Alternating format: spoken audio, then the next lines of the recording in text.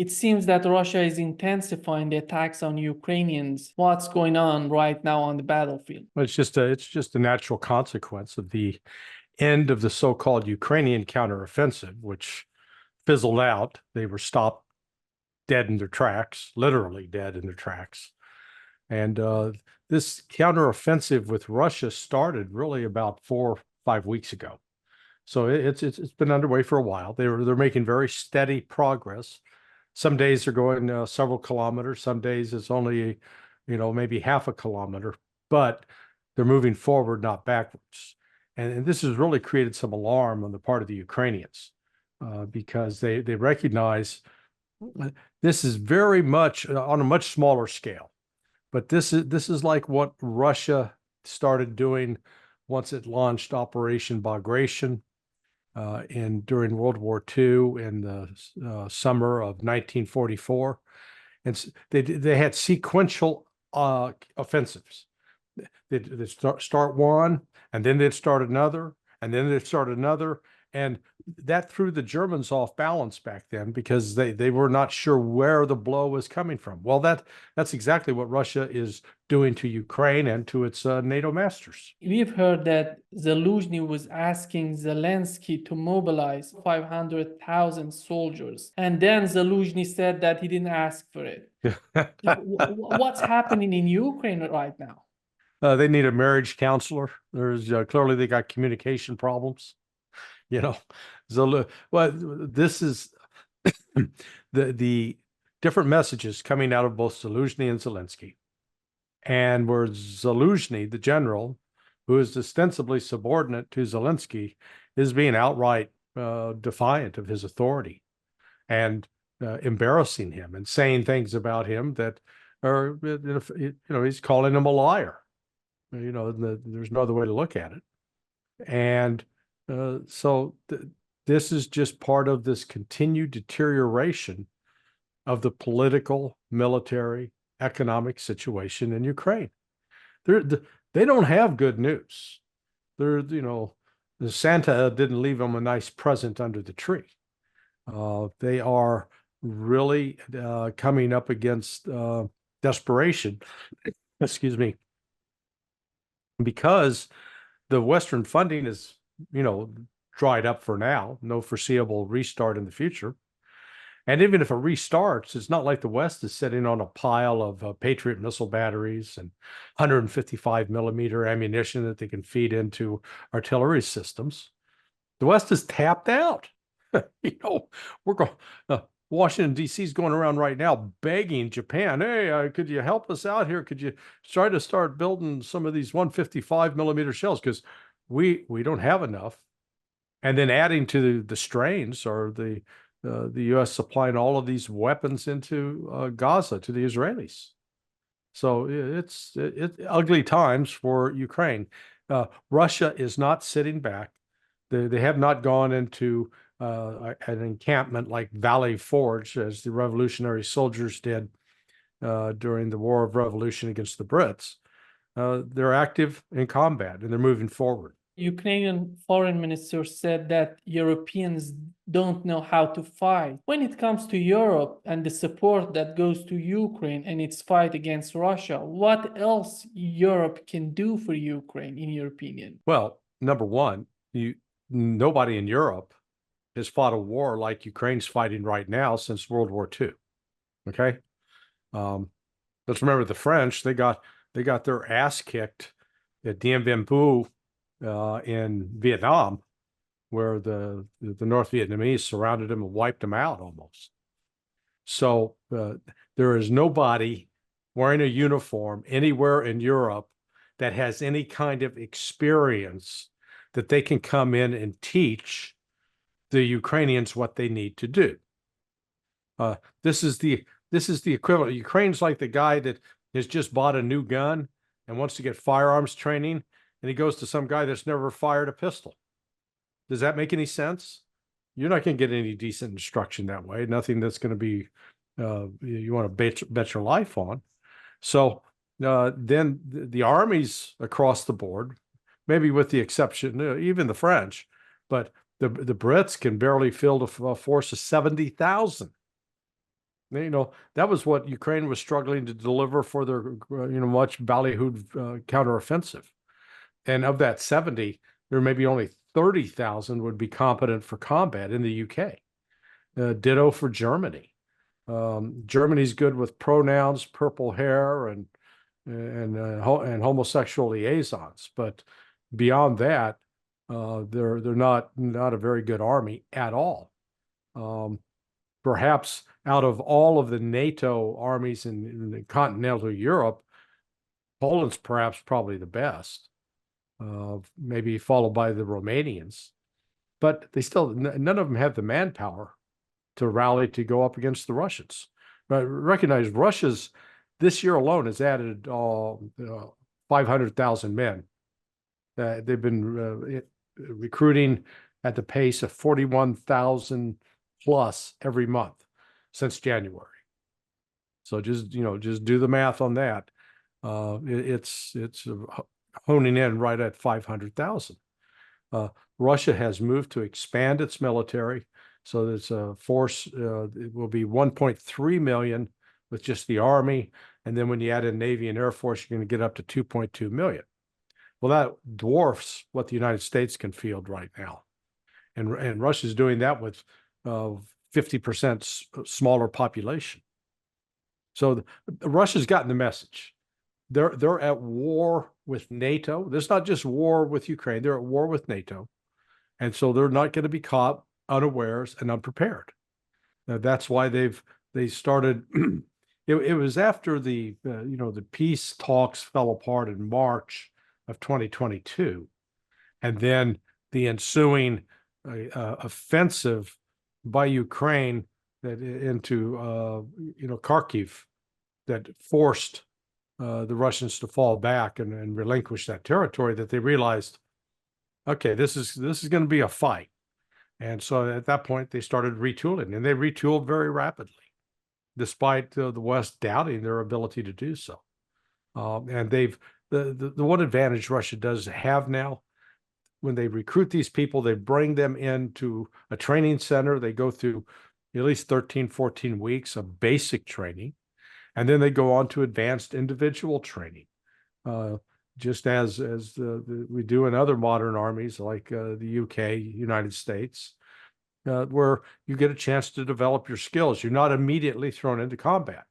It's a complete night and day difference from what Ukrainians are doing. The guys are getting grabbed up off the street, including 50-year-old guys, 60-year-old guys my age. They're being taken to an induction center. They're stripped of their clothes or put into a new uniform. They may get a week or two of training in terms of, okay, this is how you put on your uniform. This is the gear. This is maybe how you load this rifle or load this pistol. And they don't get any, no real in-depth training on how to maneuver within a unit, how to capture a defended emplacement. There's a whole variety of things that they should receive training on that they don't get, and they're thrown to the front. And that's why they're dying in enormous numbers. You look at those differences. That's that's why Russia's moving forward and Ukraine has fallen backwards. It seems that they're not that happy with Europe. Does it have anything to do with the funds that they have been receiving from Europe that it's reducing right now? Look, Europe has a limited ability to supply Ukraine. Let's face it. There's growing division within the European community, particularly with Hungary and now the Netherlands. Geert Wilders is speaking up, and as well the president, the newly installed president of the Czech Republic, Fico, yeah, right? Fico, yeah, Slovakia. So Fico is, they're all saying, oh, wait a second, we're closing our checkbooks up here. We're not gonna keep writing you checks. So they're backing away, and frankly, there's no magic weapon out there. They don't manufacture the what Ukraine would need with the capacity to fire as many artillery rounds as Russia is firing at them. But They don't have that. Nobody in Europe can supply that. The United States cannot supply that. So, Ukraine is at a deficit. They're getting, for every one shell they fire, the Russians are firing 8 or 9 back at them. Well, when you have people firing 8 to 9 times the volume of fire at you, you're going to have more people die, more people wounded. So, it's mathematics. It's not terribly complicated. So, Europe has been stringing Ukraine along because there are some Ukrainians that desperately want to be part of Europe. And this Europe that they want to join is really, it's a Europe that has divorced itself from its Christian roots. It has embraced a sort of a modern pagan philosophy that celebrates homosexuality, celebrates perversity, and that it's moving in a direction that's very immoral. And yet Ukraine wants to be a part of that. But Europe, they talked about the accession that they voted. Oh, yeah, we're going to give Ukraine a chance to become part of the EU. They voted for Turkey. What was it, 22 years ago for accession, and Turkey's still waiting. Ukrainian foreign minister said that we are not officially part of NATO, but in fact, we are part of NATO. They are not announcing it. Why they're thinking that they are part of NATO? At the end of the day, are we going to see the entry of Ukraine in NATO? Are you familiar with crash test dummies? They put them into a car and you drive them into a wall so you can see, let's see what happens. Ukraine is NATO's crash test dummy, okay? That's the bottom line. They're officially part of the team. Yeah, I mean, they're not officially part of the team. They don't get the same rights as everybody else. But by God, when we go out for a drive, we're going to put you in the seat, and but we're not going to fasten your seatbelt. And oh, by the way, we want you to fight Russia for us, so we can really see how tough, or vulnerable Russia is. And lo and behold, the Ukraine gets launched into that. They'd been built up by NATO. They'd been trained by NATO over the last 9 years. They'd been armed by NATO. NATO had been on Ukrainian soil conducting, at least annual, and sometimes 2 or 3 times a year, military exercises. You had the Cyber Warfare Command conducting exercises at Yavoriv, which is out in western Ukraine, and those specific exercises were described as offensive. The whole notion of NATO being, we're a defensive alliance. If we're attacked, then we'll respond. No, they were talking about taking offensive action. So this is all structured in advance to use Ukraine as the crash test dummy. Let them drive into the wall and let's see what happens. And NATO is finding out, much to its chagrin, that this army they spent a lot of time building and putting together, it got wiped out in the first 3 months. They had to start over. And they're now going on to their 4th iteration with Zelensky and Zelensky, arguing about, how many hundreds of thousands they need. But just to put it into perspective, right now, the entire U.S. Army, which is based, over 300-400 bases around the world, is a total size of 472,000, I believe. So Ukraine, who has 25 million people still in country, is somehow going to magically produce an army, come up with guys that they can put into training centers when they are, there are 25 million compared to the 360 million in the United States. And we're having trouble fielding a 470,000 man army. We're having trouble getting our recruiting goals here. And it's going to be easier there. This delusional stuff.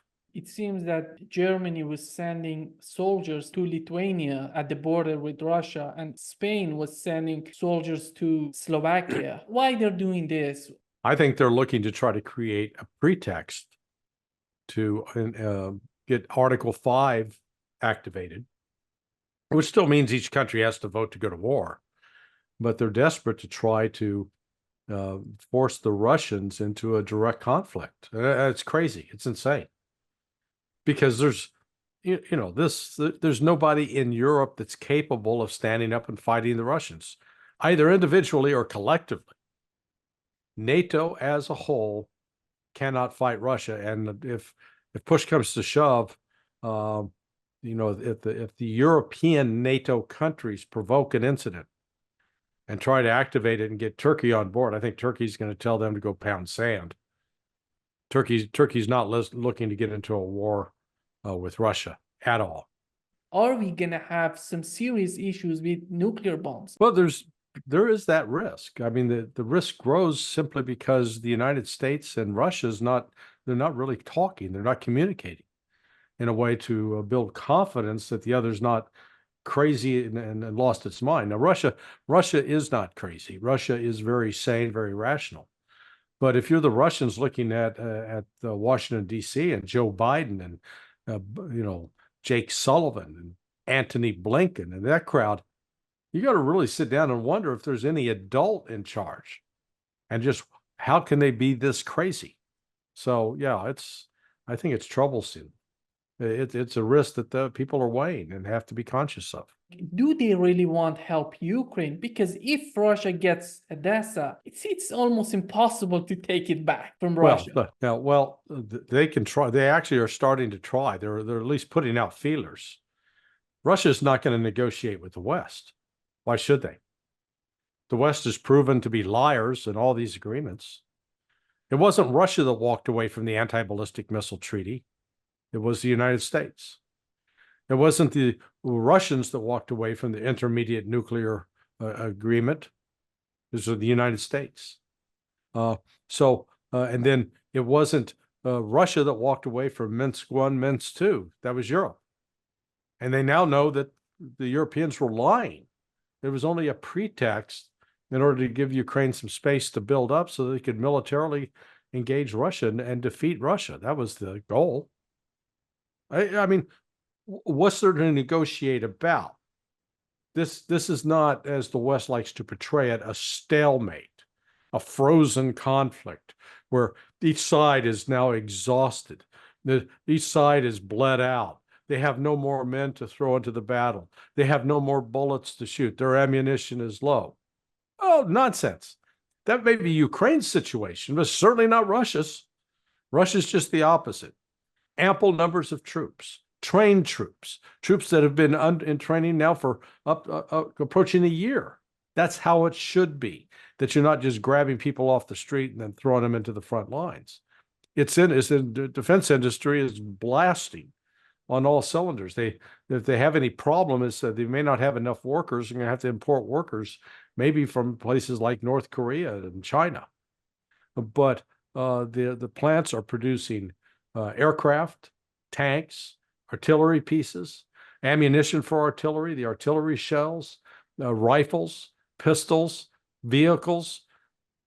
There is nothing that Russia is not producing that it needs. So they're far from a stalemate. The hypersonic missiles are being cranked out to the tune of about 7,200 a year. And let's just assume that they fired 200 of them off yesterday. So just do the math. If you're going to fire 200 a day and you got 7,200 a year, you can go on for a while. You don't have to, you could fire them off, twice a week and take up the whole year. So Russia's not going to negotiate. I just don't. That's the story the West is putting out, but I don't believe it. In this difference that we are witnessing between Zelensky and Zelensky, how do you find Washington's position? Are they supporting the mobilization of 500,000 new soldiers? Well, what you're seeing in Washington is sending some signals that they do not trust Zelensky. They're getting ready to hang all this on Zelensky. When the Russians refuse to negotiate, they're going to blame it. The Washington folks will blame it on Zelensky for that not happening. So they're really creating the conditions to give the Ukrainian military the wink, the nod, to say, go ahead, get rid of Zelensky, and he'll be gone. Whether he survives physically or he's put into exile remains to be seen. But his time on the job, I think the time's running out on him, and each passing day we see more and more signs that the situation is going to be more desperate for him, not less. So, Washington will, probably align itself with Zelensky. But, what lesson have we not learned in the United States over the last 70 years? We overthrew Mossadegh in Iran because he had the audacity to want to nationalize oil. Then Arbenz in Guatemala, Diem in Vietnam. We tried to get rid of Castro. We ultimately decided we'd had enough of Manuel Noriega, got rid of him. Ditto for Gaddafi, ditto for Saddam Hussein.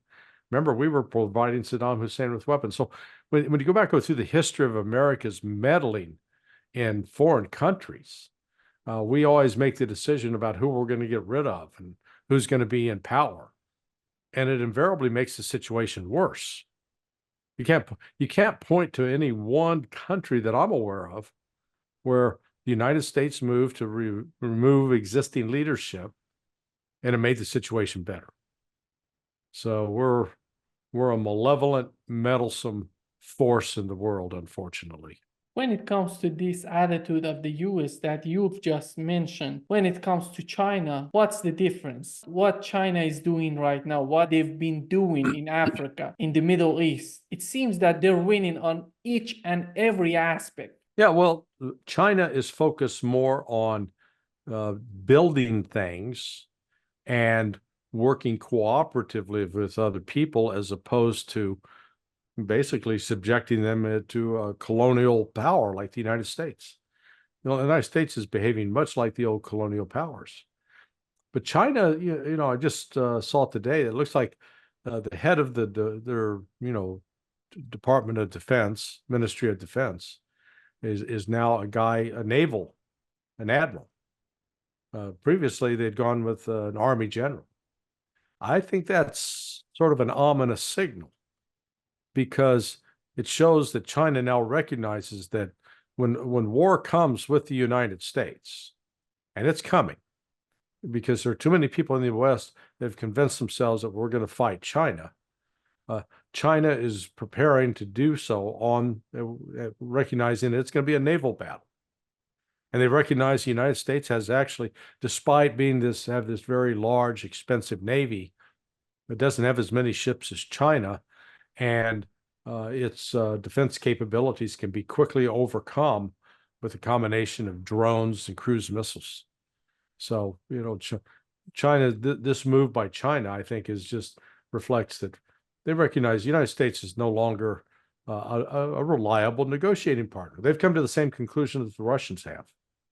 And that's why Russia with Chinese and Indians, South Africans, and Brazil are working on this new world economic order and create an alternative to the United States controlled order. And the United States still hasn't come to grips with that. We're going to be fighting desperately to hang on to it. But I think the things that China is doing throughout Africa and the Middle East is one other way that they're eliminating U.S. influence. When it comes to the Middle East, with what's going on with Israel right now, in Washington, do they have any clear understanding of what's going on with these Arab nations, with their policy? Right now, the American-Israeli Political Action Committee has bought Congress. Congress is bought and paid for. So even if the majority of the American people said, hey, we think that the Israelis are a bunch of murderous thugs, that they are committing crimes that are on par with what the Nazis did to the Jews in World War II, and we want to punish Israel, it's not going to happen because too many members of Congress have got financial support directly from the American-Israeli Political Action Committee. and they're not going to buck them. So the Israelis basically own Washington, D.C. That's an uncomfortable truth, because the United States has a lot of power that it could, cut Israel off at the knees right now and shut them down cold from this, war of genocide that they're carrying out against the Palestinians. There has been, over the last 20 years. So with the start of the war on terror, that was the beginning when people started trying to wake up and say, oh, what's the difference between Sunni and Shia? What's the difference between Arab and Persian? The average American was, they all look alike, Shia, Sunni, what difference does it matter? Well, it makes a big difference, as well as the differences between Arabs and Persians. So we go back into ancient history with all of that. And you don't see a lot of real well-informed discussion on it. A friend of mine who's deceased, Pat Lang, he was the first. He established the first Arabic program at West Point back in 1975, I believe. And he was a foreign area specialist. He spoke Arabic, served as defense attaché in Yemen and Saudi Arabia. Candidly, I don't think we have anybody else like Pat in the ranks right now. So you're operating with an ignorance level, and the U.S. blind support for Israel in the face of trying to punish Russia, and then with the union between Russia and China has created a new opening so that both Putin and Xi Jinping are being well received when they travel into the Middle East, when they travel to United Arab Emirates or to Saudi Arabia. They're getting a hero's welcome, whereas the United States is not.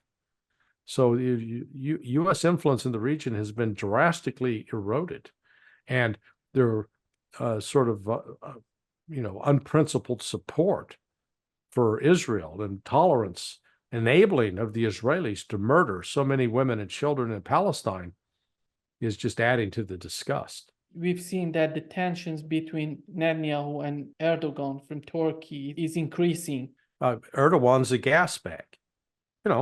He's like some, girl in middle school and high school, talking bad about Netanyahu. They're both like juveniles in that regard. Oh, you're Hitler. Well, Erdogan actually could do something to hurt Israel if he wanted. Number one, he could cut off the supply of oil that goes through Turkey to Israel. Well, he's not going to do that because I suspect him or someone in his family or someone close, a close supporter, are making a lot of money off of that deal. So he's not going to jeopardize that. So yeah, he can go out and call Netanyahu names, and it's going to get press coverage, but it means nothing. The killing goes on. He could put together his Navy and a humanitarian rescue mission and sell it directly towards Israel to challenge the Israelis, dare them to start shooting at the Turks. He won't do that. So that's it. I watch it. I'm disgusted by it because, he's all about cheap talk and no action. That's Erdogan. How do you find it right now, the situation in the Red Sea with Houthis? The Houthis have created a real challenge to American leadership in as far as being a naval power, and exposed that America is very weak. The reality is that the Houthis have a large enough supply of anti-ship missiles and drones that if they decide to swarm a U.S. Destroyer, it would overwhelm that ship's ability to fire back and fight those missiles off. Well, the Houthis, they're not prepared to go that far yet, but based upon what they had done up to this point, in 30, 40 years ago, the United States would have already been bombing inside Yemen. We're not doing it now. And the reason we're not doing it now is because the Navy admirals, the ones with still some brains in their heads, realize that if they start firing at Yemen, it's going to escalate the situation. Yemen's then going to have ample reason to start firing at the Navy ships. And those ships they don't have enough missiles on board to fend off those attacks. And once they fire those missiles, the only way they can get reloaded is they're going to have to sail to a nearby port, because the ships do not have the ability to reload at sea.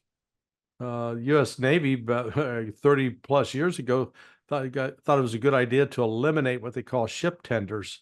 These ships that are basically supply ships that sail behind the battleships, and could then pull alongside to give them new ammunition, new rockets, missiles, help load the tubes, provide food, everything they need.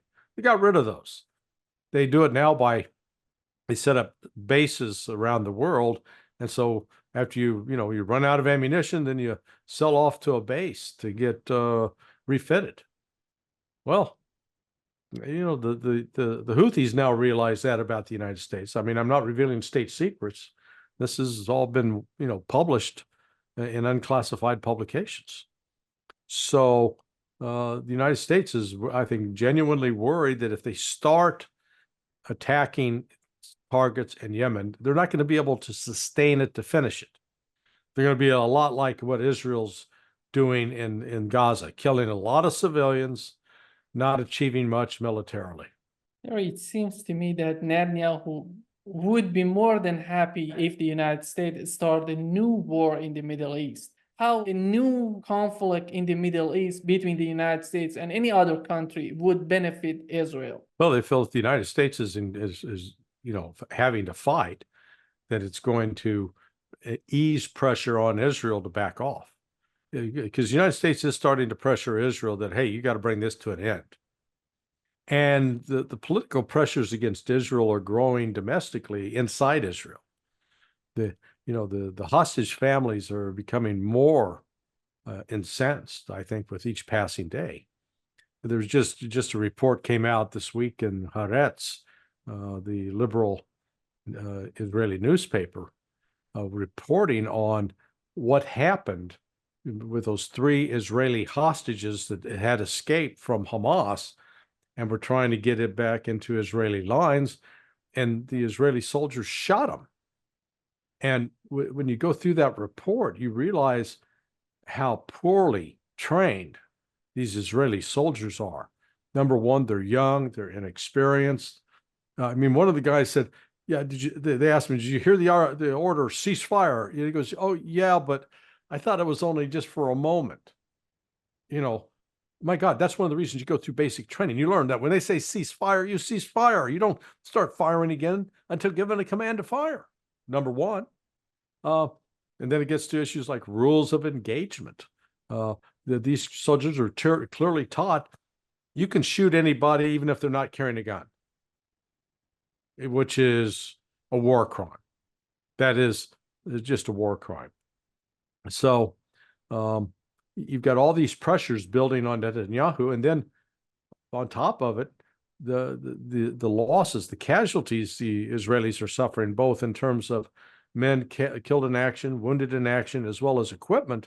Those numbers are growing, and I think the Israelis are lying about the actual numbers. They're trying to cover that up as much as possible. What's the reason behind this killing of Iranian generals in Syria? I know there were reports earlier today that the Israelis hit a site in Damascus at the airport and killed 11 Iranian Revolutionary Guard commanders. I don't think that's true. I think that's Israeli propaganda. In fact, I think they put that story out just to feed a false story out so you can see who starts talking to be able to actually locate where these people are. If they said, Pervez, where are you? Is Pervez dead? No, I'm here. I'm okay. You start giving away your locations. That's a possibility. They did kill that other commander, though. He was struck and killed. And it's a stupid policy. God, people they don't learn. Back when the Algerian civil war was raging, and the armed Islamic group, GIA, the Grupo Islami Army was fighting the French. The French came up with this idea of let's kill off the leadership. If we kill off the leadership, that'll weaken the organization. Well, when they killed off the leadership, it made the armed Islamic group more violent. Why? Because now that the senior leaders were gone, the guys who were, let's say, a little older, more mature, who would counsel, being cautious or not overreacting, they were no longer there to put the brakes on. So now you wound up with all these younger guys who are a bunch of hotheads, and they carried out more violent actions, not less. We saw the same thing with the going after the drug cartels. One of my former business partners he was the architect of what was called the Kingpin program. And the idea in theory was if you take out the upper echelon, the leadership of these cartels, they'll fall apart. Well, it turns out the cartels are a lot like mercury. If you hit a big glob of mercury with a hammer, what happens? Fragments, goes off in different directions, and they each can start up operating on their own. So Israel's making that same mistake now with Hezbollah. If they're going to try to kill off the leadership, I guarantee you're going to get more radical guys in charge, and they're going to carry out more destructive, devastating attacks against Israel than anything Israel has seen. So I think it's a very foolish approach. Lindsey Graham, in his latest interview with Fox News, said, hit Iran. How do you find the situation right now, and why he's suggesting that? It's ignorance, just flat out ignorance. He's watched too many movies. I guess he was, a fanboy of Tom Cruise at Top Gun 2. And, oh boy, the United States can fly anywhere and we can hit anything. And so I just tell people, I say, okay, take a step back. Do you remember what happened in January of 1991 in Iraq, where we had complete control of the air? Saddam did not have an air force that could come up and challenge us. They didn't have an active air defense system. And even with all of that, our air power was not able to conquer Iraq. We had to send troops in on the ground, and they struggled to get control of the place. We tried to find Scuds. We couldn't find Scud missiles, these mobile launchers that were running around firing missiles into Israel. So this magical belief, the belief in the magic of U.S. military power to hit a target and take it out, no, that's not going to happen. What's going to happen is, yeah, we could kill some Iranians, we could damage some Iranian infrastructure, but we don't have enough planes that we can put in the air to fly there, and then planes that are going to face actually real air defense. So the Iranians at a minimum have the old Soviet S-300 systems, which are very efficient and effective. So all it's going to do is give Iran then a reason to retaliate against Israel. It could take out most of Israel with its long-range missiles, conventional warheads. It doesn't have to use nukes. This is crazy talk from my old friend used to call Lindsey Graham the little old lady from South Carolina.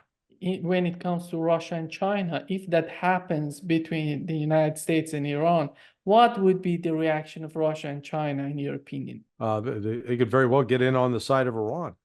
They've been carrying out joint military exercises with the Iranians since 2016, 2017. So they started off with talks, and then they went into planning, and then I think they did the first exercise about 4 years ago, 2019, 2018. But the Chinese depend heavily on oil that comes out of the Persian Gulf, and Russia has been working on developing a relationship with Iran. So they've conducted not just joint naval exercises, but they've also done some joint military exercises on the ground. So I think that is that's another factor that both the United States and Israel need to, take into account. If they're willing to provoke this and run the risk of it escalating into a direct confrontation with Russia and China, the United States is not in a position to fight that battle. Just recently, Putin tried to solve the problems between Armenia and Azerbaijan. We've seen that with Iran and Saudi Arabia. When it comes to Palestine, when it comes to Israel, why the United States is not willing to do such a thing? Because the American-Israeli Political Action Committee, which is a direct, extension of the government of Israel, has, cast the situation as you're either with us or against us, and they've been pretty effective in appealing to Christians, evangelical Christians who believe that the Jews are entitled to this piece of land and nobody else is, and that they're the chosen people, and this is biblical prophecy coming to pass. There's no political group in the United States with enough clout right now to shift U.S. policy away from its, complete support of Israel, regardless of what Israel does. You know that the public opinion in the United States is not totally in line with the Netanyahu administration's policy in Gaza. Right. Majority of people are against this type of policies in Gaza. But is that going to be reflected in the Congress? Not yet. We'll find out when they come back from recess. I suspect that most of the Republicans will come back with convinced they need to continue to support Israel. I think you'll see growing fissures within the Democrat Party. People like Ilhan Omar and the ones in Presley from Cortez. Yeah, they're going to come. Their constituents are more likely to be less supportive of Israel and would demand that they take action. So it's going to actually probably work to the advantage of the Republicans against the Democrats. But it's not going to change the policy. The policy of continuing to support Israel, I think, is they're going to continue to do it as long as Israel is willing to go destroy itself. And that's one of the, if the United States was really a true friend of Israel, we would be having an intervention with the Israelis because they're destroying themselves. They have basically, they're being held hostage by the most extreme radical elements among the Zionists. And it's not going to end well for them. They're enjoying, right now they're killing thousands of women and children, and their conduct in the battlefield is reprehensible. They're acting. It's reminiscent of what the Nazis did, and I've had actually a Jewish friend say that to me. This particular lady's mother was a survivor of one of the concentration camps, and under the Nazis. So she is a child of a Holocaust survivor, and she said she's just sickened by what she's seeing because it reminds her of what the Nazis did to the Jews. And you've seen these images where the Israeli occupation force is lining, going to gather up all these Palestinian men, stripping them to their underwear and making them kneel on the ground with their hands behind their head. You want to see what a contrast with an actual professional army is? Go look at the video of what the Russians did after they captured Mariupol and they forced the surrender of the Azov battalion. Genuine Nazis, honest to God Nazis coming out, Nazi tattoos, etc. The Russians did not strip them of their clothes. They did line them up in front of, there was two soldiers per guy's conscript surrendering, or the opponent surrendering. And then they did a pat down and made sure that they didn't have any weapons on them. And then they went through their gear to make sure they didn't have any weapons in their gear, and then put them on a bus. They treated them with respect. Well, the Israelis said, well, how do we know? They could have a suicide vest on. That's, when they come up to surrender, you can have them pull their shirt up, but you don't strip them naked and then keep them like that in that condition. So it's one of those signs of both really how evil the Israelis have become. They are behaving like wild animals, not like professional soldiers.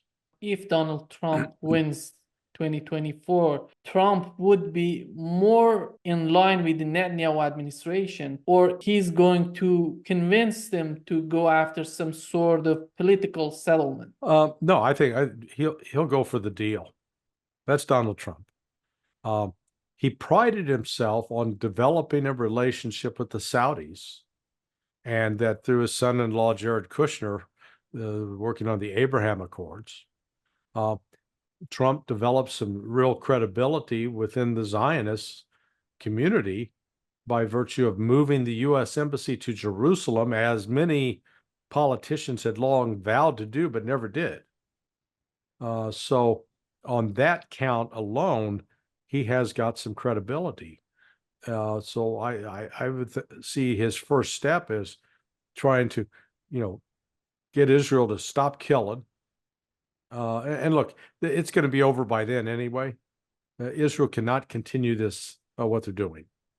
And they are, I think, ultimately are going to exhaust themselves because they don't have the ability to sustain long combat operations. So I think Trump would actually be the one that could get Israel back to a negotiating table, but it would probably be without Benjamin Netanyahu. Netanyahu is like being treated like a leprosy patient by the rest of the Israeli political spectrum. They don't like him. That said, the Israelis, they believe they got to stay in and continue to fight to do whatever they can to kill the Palestinians, but that doesn't mean that they unequivocally support Benjamin Netanyahu. How do you find the future of Netanyahu? Well, Netanyahu is going to be replaced, and once he's replaced, he's looking possibility of going to prison for corruption. But it leaves a lot of questions about what happens now to the Palestinians. As long as the Israelis continue to unlawfully enter these Palestinian territories and arbitrarily arrest and detain Palestinians and shoot and kill them, Palestinians aren't going to have any peace. This is, I think, this is sowing the seeds for generations that will seek revenge. So Israel can't just disappear. Can't send them to a moon colony somewhere where they're not going to be able to attack them. So I think Israel's really created a problem for itself, and especially if they decide to escalate and go after Hezbollah. Hezbollah has been steadily increasing its rate of fire and its attack on Israeli positions in northern Israel. So, it would not at all surprise me that, the Hezbollah could really wind up being a game changer in this whole equation. They'd force, militarily defeat Israel, because Israel cannot fight a two-front war. They put Israel in the position of thinking that it would potentially have to use nukes. So, I mean, there's no clear escape path yet. As long as the United States continues to completely back Israel, Israel is going to continue to do what it's doing.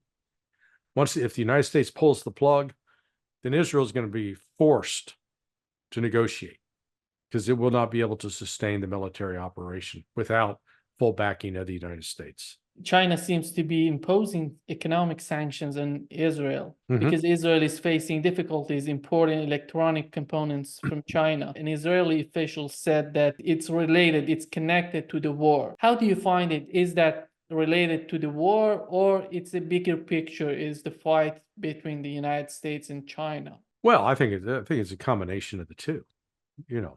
It's not either or. In fact, that's the beauty of it, at least from the Chinese standpoint, is they can send a double message. It both hurts Israel and hurts the United States. Again, I think when I saw the news today that the Chinese are moving to put an admiral in charge of their military, that's a big shift.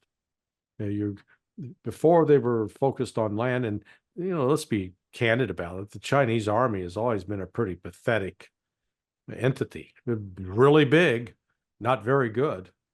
Hell, the Vietnamese beat them back in 1979. So it really, it calls into question their competence. Different story for the Navy. And so the Chinese are acknowledging, they're gonna be fighting the United States and have to be prepared for that. And so the Chinese, I think, are much more so than the United States. They're looking at this as the big picture. They're looking at this both in terms of relations with the United States, relations with Israel, relations with the Arab countries. The Chinese, they don't see any upside to going in and backing Israel when the majority of the Muslims around the world are just outraged by it.